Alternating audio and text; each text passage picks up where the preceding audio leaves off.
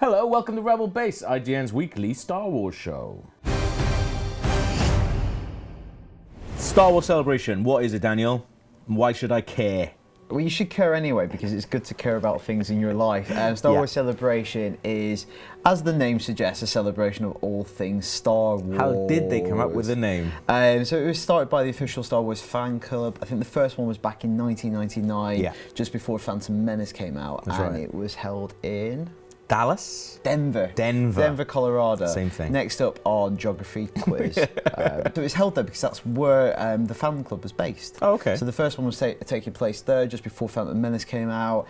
And, you know, it's over the years gained a lot of traction. And it's kind of over the years become like endorsed as kind of the official one. It's essentially Comic-Con, but just for Star Wars. It is indeed, yeah. Yeah, so they have like panels, they have like reveals, like never before seen stuff being shown. Yeah. And stuff that you probably might not get to see for a good long while. Yeah, it's kind of like really gained a lot of momentum over the years. Like the first one just before Phantom Menace, I think they debuted the music video for Jewel of the Fates. They had some behind the scenes footage. Also, exactly like Comic-Con, there's like exclusive merchandise, which if you're a Star Wars collector, you can only get it at Star Wars Celebration. Yeah, if you're on the official Star Wars blog this week, they did a kind of sneak preview of some of the T-shirts and stuff. T-shirts, and there's a cool Jack in the Box that looks like a space worm. Oh, that looks really cool, actually, yeah. They've really revealed some of the T-shirts, some really good T-shirts. I really like this. There's a series of, like, for each of the original 3 movies, kind of done with cartoon graphics. Yeah, really I love those ones. Yeah.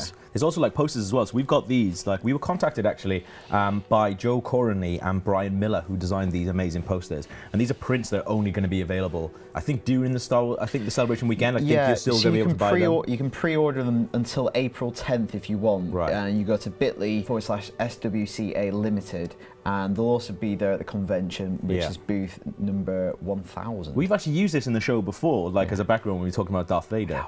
Without permission. So I'm glad that they liked the show and they've started. Yeah, they're wicked. They're super cool. But yeah, there's stuff like that only going to be available. But we thought we'd run through like some of, you know, just a little history of stuff that has happened and dropped at Star Wars Celebration. Like one of my first ones is at the very, very first one back in 1999. It rained a lot. So people were sort of waiting to go in to the celebration, waiting for it to open, and it was hammering down with rain. People obviously didn't know what to expect because of the Star Wars Celebration. So to sort of cheer people up, Anthony Daniels went outside and started walking around the queues and taking photos with people. But it's also now become a tradition. So now at every celebration, like he roams the sort of halls and will stop for photos and do sign-ins and stuff like that. It's like forgotten where he is. This is the only place. This is the only reality he lives in. Is Star Wars Celebration. He's just roaming the halls.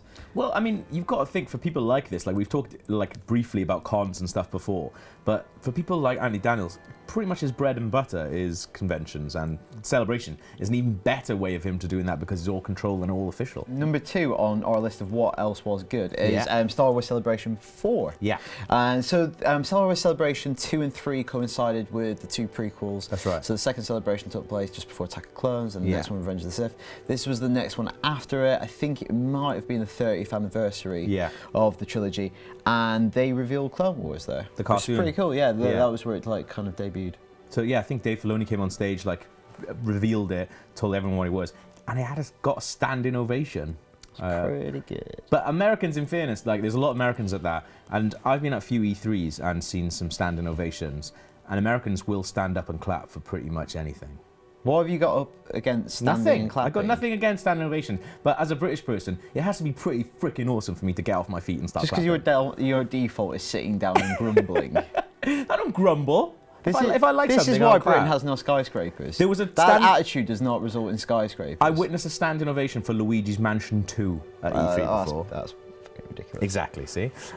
Celebration number 2 was the very first Fan Film Awards. Now, that's become a really, really big thing. They're bringing it back this year in a really, really big way. But the very, very first Fan Film Award was judged by George Lucas. Like, the winner was judged by George Lucas. And he came on and did, like, a little thing on screen saying why he liked that one the best. That is amazing. And I think that was a little bit of a surprise as well. I don't think people knew that was going to happen. Yeah, we talked about some of the fan films and how inventive they are in the past on a previous show. Yeah. So maybe go check out that episode. But yeah, that's really cool to receive your award from the man himself. It's insane, yeah. So yeah, at Celebration 5 back in 2010, there was kind of this surprise that this thing that started off, belonging to the fans, George Lucas turned up. I know. For a Q&A Amazing. with Jon Stewart. With Jon Stewart as well. Like, that's pretty cool. I think Mark Hamill was on stage, and so was Mon Mothra as well. Like, all getting together. Bit of a loving. Yeah. And Jon Stewart is a very, very funny man. His interviews are really, really good. He really didn't pull any punches with Lucas as well, and was like really sort of grilling him, but in a sort of Jon Stewart funny way. Yeah, because you are like, you know, it's a kind of a safe audience to turn up in front of. Like, even the people that, you know, have passionate feelings about the way that the film's changed, they're still massively into it. They're there for a reason, and, you know, it doesn't get much better than having George Lucas there himself. I wonder who, because J.J. Abrams is there this year, I wonder if there'll be like a big main event thing like that, where a surprise. He'll be maybe just him. by someone. Yeah, well, it's not currently on the schedule, as you know, while we're recording. But it'd be great. It's almost something you want after the film comes out, when he can talk in greater detail about what. Like, now he has to be relatively guarded. He can talk about what's in the trailer. In a year's time, you know, especially with rumours that he might come back for episode 9.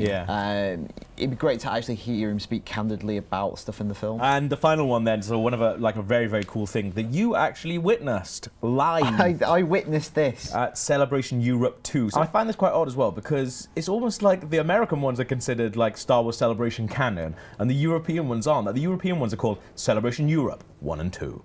Whereas celebrations are just called 1 to whatever. It's like, don't count, do they? Like European remakes. What's the beef with that? Does that mean like Force Awakens? All of that was filmed. A knockoff one. Yeah. Pretty much all of Force Awakens was filmed in London. Does that mean it doesn't count as canon?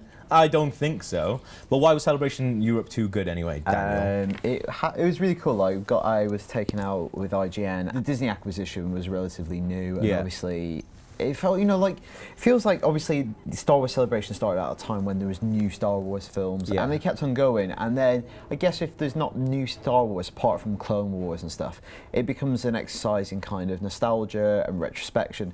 This is like an interesting Star Wars Celebration because there's kind of an energy, because you knew there was going to be a lot more Star Wars in the world. And best of all, Kathleen Kennedy, who's going to be at Star Wars Celebration next week, was there to outline the plans for the Abrams movie. Awesome. And it was basically speaking very candidly to the fans and making kind of a pledge to them that they were going to return to the magic of the original. So they're going to be filming on location, she said, like in Tunisia and certain other places. They're going to be using, wherever possible, models and practical effects. Basically saying all the things that I think after the prequels people kind of wanted to hear.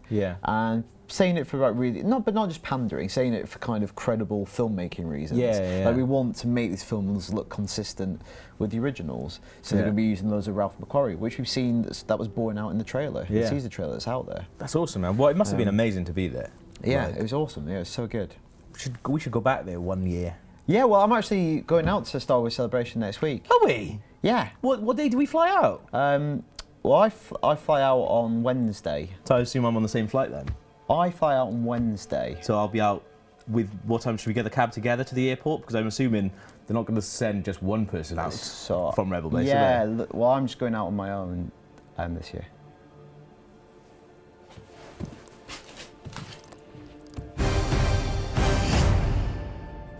What's up, guys? Joshua Yale here to talk about one of my favorite Star Wars graphic novels, Darth Vader in a Ghost Prison. Before I get into it, I just have to say that this is not canon. It doesn't count in the greater Star Wars extended universe, but it's still a great story, which is why I'm recommending it to you. It takes place right after Revenge of the Sith, and it's before A New Hope, and it's when the Empire have established themselves, but they sort of rushed a lot of troopers through training to try and build up their military force, and the problem with that being that a lot of them are inept. You know, we've always wondered why the stormtroopers can't hit something. Explain stuff like that. It's really interesting. Sort of the plot is that a general tries to overthrow the Emperor, a military coup, try to assassinate the Emperor. Darth Vader stops the attempt, but the Emperor is poisoned. He has to take him somewhere. They go to this hidden Jedi ghost prison out in space that nobody knows about except the Jedi, Darth Vader being Anakin Skywalker, knows about it. So they go there, and of course, all this crazy stuff happens. I always get nerd chills whenever I hear about Jedi who have survived Order 66. maybe we meet a couple of them there, and it's really, really cool. The writer Hayden Blackman did a really great job with this, really exploring the different relationships in sort of the Empire and the power structure, and especially between Darth Vader and the Emperor. It's a very intense relationship they have, and being on the run together, like really having to depend on each other in ways we don't see them in the movies. It's very something like special to see. I really, really like it. And the art by Augustin Alessio, I hope we're saying your name right. He has this great like painterly style that really plays up the dark tone of this desperate situation that these guys are in. And I really think you should check it out. Welcome to another edition of Force Feedback, where we read your feedback in a forceful way. Maybe. Can't believe we're using that name. Well, you haven't come up with anything else. We just had one come in live, actually, going, what are IGN thinking only sending one of the presenters of Rebel Base out to the Star Wars celebration? It's amazing how you get your email live on paper. I know. Straight to paper. Weird. Well, I've got no answer for you. Maybe email our bosses, I guess, I suppose. Good. I'll probably flash his email address. I'm going to read one of the real ones that we got in on the actual email address, which is rebelbase@ign.com. Yeah. This is from Robert Lawler. This is a very nice email. We're going to read it praising ourselves, but I just want to give Rob a shout out. Thank you for writing in. I'd like to thank Gav and Dan for a fantastic Rebel Base show on IGN. As a die-hard Star Wars fan, I really appreciate Star Wars news being presented in such an informative and entertaining way. That's us, our mate. mission statement. If you would like or want to insist that we get a raise, we will also run those relevant email addresses up throughout the show. But cheers, Robert. Really appreciate it. So I've taken this from last week's. So when we put up last week's episode, it was all about talking about what people want from the trailer, and there was a massive discussion on what people want from the new trailer for The Force Awakens. So Shinra's Finest comes in saying, trailers spoil too much these days. The first trailer for Star Wars was amazing. Less is more. Which I kind of agree with, and we talked about, last week, that the first teaser, like, it just had that sort of Star Wars feel without spoiling too much. Yeah, especially at the end when Star Wars happens. Yeah. When there's Millennium Falcon, Star Wars did happen. Grandpa Bombad comes in, though, and he agrees, says, I totally agree. Current trailers practically give away the whole movie. I want to see more of Episode 7 in the next trailer, but not too much more. I still want to be surprised in December. Yeah, it's just the nature of like marketing and get like cut through these days. Like, I really like the kind of old school teaser, full theatrical trailer. That's it, yeah. But it's just not going to happen anymore. It's not. And finally, Tony_Stark_Iron_Man says, yeah, just a tease of stuff we already know, like show the original cast and some basic beginning exposition so we know the general plot, but no Thor hitting Cap's shield moments getting revealed. Cool. Which we kind of agree with, yeah. Powder dry. Yeah, so that's what you guys think, but let us know about anything you think about Star Wars, rebelbase@ign.com, and you might make it onto next week's show. So the big Star Wars news this week is that all 6 movies are getting their first ever digital release. So they're going to be available on iTunes and other streaming platforms for you to buy for the very first time. This is pretty big news if you haven't seen them for a while or haven't been able to pick them up, I guess. Yeah, if you've never seen Star Wars, you can now watch Star Wars. If you haven't never seen Star Wars, I would wonder why you're watching the show. Just going, what is this about? What are all these things? Who's George Lucas? But yeah, so it's pretty cool for the first time they're getting released, but they are going to be the sort of tinkered with. They're not going to be the original trilogy. So fiddled with. Yeah, they are going to be the fiddled with versions. Yeah. But I mean, there's been a lot of sort of criticism about the things that George Lucas went back and changed. And, he changed some stuff that I thought, I just don't understand why he changed it. Like, he added stuff which seemed to me like a little bit questionable, like how much time has he got on his hands to be able to do this? And I think it kind of taps into a much larger debate about how much an author has control over something once they put it out in the public domain. Yeah. Do they have the right to go back and change it when it's kind of been embraced by an audience who kind of expand upon it in their own minds? Yeah. I think that's where people get really sensitive, is because that becomes a part of their imagination and then some bits get changed. Exactly. There's a really good quote from him which says, changes are not unusual. I mean, most movies, when they release them, they make changes. But somehow, when I make the slightest change, everyone thinks it's the end of the world. And I do kind of feel a bit bad for him because he does get the brunt of it, and people, there are some changes that, I mean, obviously I think probably the most famous one is Greedo shooting first. Yeah. But he's always maintained that actually that's exactly how it went down in the original, but because of the way they use close-ups and wides, you can't see Greedo shoot first. So when he changed it originally, so it was very, very clear that Greedo shot first instead of Han, which he maintains it is always been. People went mad. But then when he went back and changed it, and then so they shoot at the exact same time now. So in this release, when you see it, that's the one that you'll see, is them pretty much shooting the exact same time. Like, I don't know, that's quite odd as well. But without getting too pessimistic, not all the changes Lucas made to the films were necessarily bad. So we're going to go through 7 changes that we actually think arguably we can understand them and arguably even make the films better. Okay, yeah. My first one then is changing from English to Aurebesh. So Aurebesh is like the Star Wars language, I guess, that you can see in quite a lot of the extended universe stuff. So a lot of video games and comic books, like more like sort of symbols and things like that. You see on quite a lot of like consoles and computers and stuff like that in the Star Wars universe, but they didn't really come up with it until, I think, Empire. Yeah. So on the original New Hope, you see like the famous ones like the tractor beam gauge, and you see like the original had English language. He went back and changed that to Aurebesh. So because Aurebesh started appearing from Empire and appeared in everything else. And the reason I think that it's a good change is because it helps establish Star Wars as like this big universe. The Bible's been rewritten in Klingon. People learn Elvish, you know, like it is an actual language, and having Aurebesh as his actual thing really helps to, you know, sort of just bulk up the universe a bit. Proper world building. Exactly. It's like when you're a young kid and you've got this money to make this like sci-fi movie.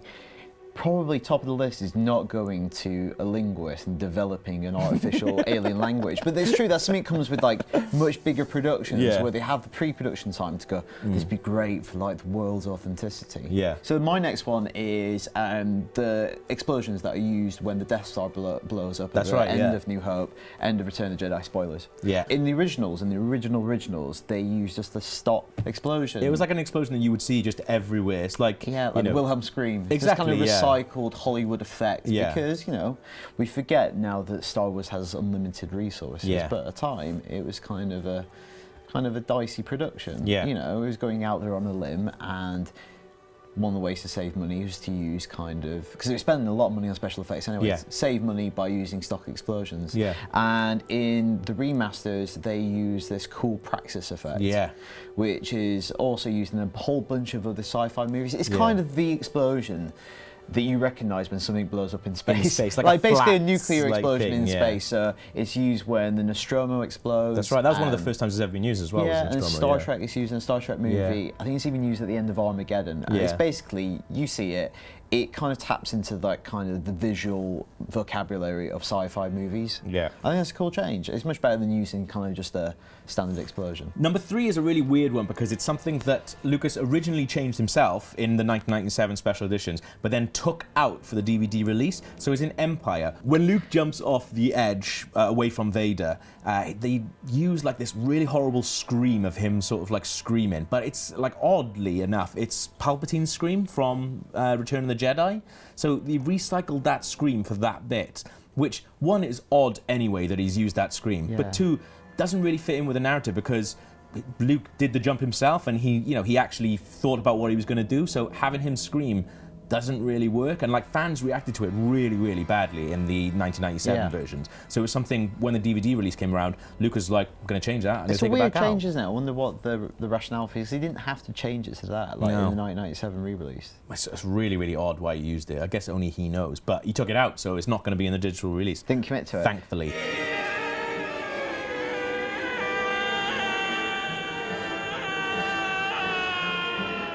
So my next change is, again, about Scream. Got a thing about screams. Loves a scream. And I think he kind of gets unfairly labelled as kind of tampering with the original trilogy, which are kind of sacrosanct in some people's eyes. But it's his kind of modus operandi as a director. He likes to change things, like constantly revisit them. And this change is in Revenge of the Sith. And in it, there's a scene where Padme dies and Anakin screams no. And in the cinematic release, in the theatrical release, it was too much. It's really over the top. It was over the blown, to the point that in some screenings, people were kind of laughing at it. And I think a lot of those scenes between Natalie Portman and Hayden Christensen do kind of fall flat in Attack of the Clones as well. And that's such a pivotal one as well. For that to kind of not land is kind of embarrassing and kind of throws it off dramatically. So when they re-released the movie on DVD, they kind of tweaked that, so make it less kind of... So it's still there. The no is still there, and you can still find it. But it's like it's not as bad as it was in cinemas. Yeah. It's still quite Just bad. less. Yeah, it's just less bad. Number 5, and I think this is a really cool change actually, is that they changed. So Boba Fett originally is voiced by just some random dude, some like voice actor. But when they went back and released it for DVD in 2004, they redid it so it's voiced by Jango Fett, so the guy who played Jango in Attack of the Clones. So instead, so when you hear Boba Fett now in Empire Strikes Back, because Boba Fett is a clone of Jango, he has the same voice. And I think that's awesome because it just adds to it and it just sort of keeps the sort of mythos going. That's one that people do have real like problems with, though, isn't it? Why? I think that's an awesome one. I feel like because that is now canon. Yeah. If you want to believe in the biggest Star Wars canon, you have to kind of give yourself over to that. I think anything else is kind of like irrational. As much as you like the original Boba Fett and that's part of your childhood, and it's the attachment to that character that it makes it hard to override that. But if you want to get behind Star Wars, that is the canon. I'm on board. I like that change. I really like it. It adds to it. It doesn't take away anything. It just adds to it. Yeah, so my next one is also kind of to iron out one of those continuity problems. Yeah. Is having Ian McDiarmid as the Emperor in Empire Strikes Back. Yeah. When he wasn't in Empire Strikes Back, he was in Return of the Jedi. That's right. And there's something quite interesting about his role in the movies because he was quite young but played all as the Emperor. Yeah. They kind of looked out when it came around to doing the prequels that he could play Palpatine. Yeah. But in the original movie, I'm going to read this out. It's kind of a really weird amalgamation of things when the Emperor first appears. It's mad. Yeah. It is mad. So it was Elaine Baker, who was the wife of makeup designer, the legend Rick Baker, with superimposed chimp eyes and the voice of Clive Revel. Yeah. It's no wonder that was untenable going forward. Can we get Elaine to have little chimp eyes implanted in her head? That's the thing, and when you look at the two versions like side by side, the new version looks way better than the old version. Yeah, and also I think that's kind of got less heat. You know, again, this talks about irrationality. Yeah. Like the Boba Fett change, I feel people will have a problem with that more because attachments of Boba Fett. But this is the same thing. It's kind of retconning, and it's because Ian McDiarmid is the Emperor. It's easy kind of like to stomach for a lot of people, I think. I think so, but I think it really adds to it because say now you're watching those films now, like that wouldn't make any sense to you. Like it would if you were watching them all in one big sitting. Like he's changing things for that audience, for that new audience who are going to go back through and watch it for the first time. Interesting question. Slightly on a tangent here. Yeah. 20 years time, what would you do if like Marvel went back and rotoscoped Mark Ruffalo into the Incredible Hulk?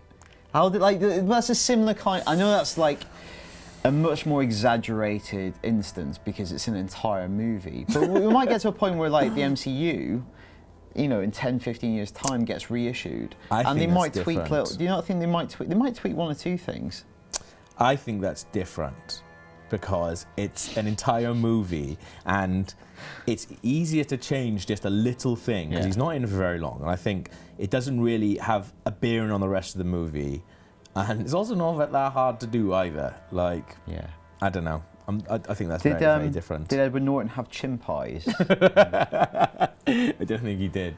But finally, like a really, really good and quite a fun change that he made was in A New Hope, one of the most famous sort of goofs is you see a stormtrooper hit his head on a little sort of ledge as he goes through the door. And, you know, when George Lucas was going back and changing things, it would have been very, very, very easy to cut that out. But instead, what George did was add a little comedy sound effect.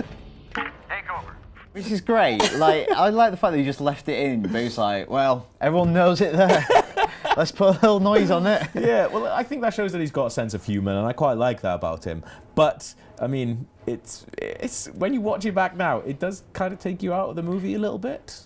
In my head now, I'm imagining it to be like some kind of doink. It is. That's exactly what it is. It's we will have some of it in the show so you can hear it for yourself. Can we have doinks when we do pratfalls? Yeah. Okay, good. But those are some of our favourite changes that George Lucas made. But what do you think? Do you think he made good changes, bad changes? Let us know, rebelbase@ign.com. Yeah, until next week, for everything on Star Wars from now until forever, stay right here on IGN.